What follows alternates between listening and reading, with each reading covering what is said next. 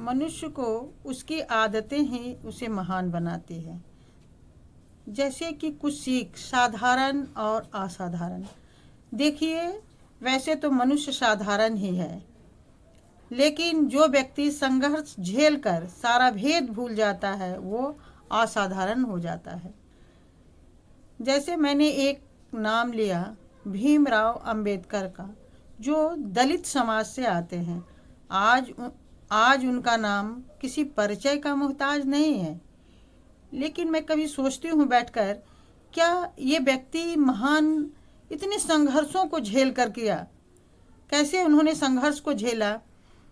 उस समय हमारा समाज जो है जातिवाद की प्रथा से बुरी तरह जकड़ा हुआ था, जहाँ पर छोटी ऊंची नीची जात को लेकर लोगों के मन में हीन भावना थी। उनके प्रति वैसा ही दुर्व्यवहार हुआ जो उस समय के लोगों पर हुआ करता था, पर उनके मन में कोई भी गलत धारणा या गलत भावना नहीं आया। उन्होंने जो लिखा, जातिवाद के ऊपर अपनी जो मंतवना रखी या वक्तव्य रखा, वो इतना बढ़िया रखा कि नहीं, ये जातिवाद की जो परंपरा है या जातिवाद का जो भेद है वो उसमें बुराई है, उसमें बुराई है।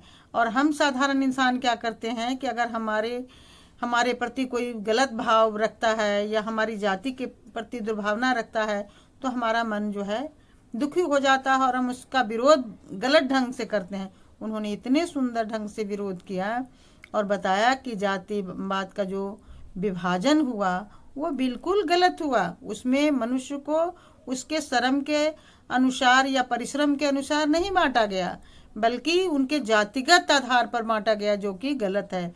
और वो व्यक्ति के जैसे एक साधारण व्यक्ति के मन में दुर्भावना होगा, उनके मन में ये कोई दुर्भावना नहीं रहा।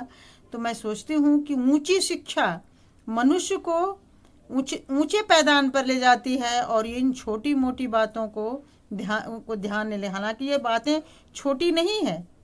अगर कोई हमको जातिगत आधार पर भेद करता है तो मेरे लिए ये बातें छोटी नहीं रहेगी एक साधारण इंसान के लिए। लेकिन जो इंसान काफ़ी ऊंचा हो जाता है, बड़ा हो जाता है, या कहीं उनकी शिक्षा या उनका मन जो है निश्चय ही बड़ा है, तभी उन्होंने इस चीज़ को सरलता से स्वीकार किया और कहाँ त्रुटि है उन्होंने इस त्रुटि को देखा।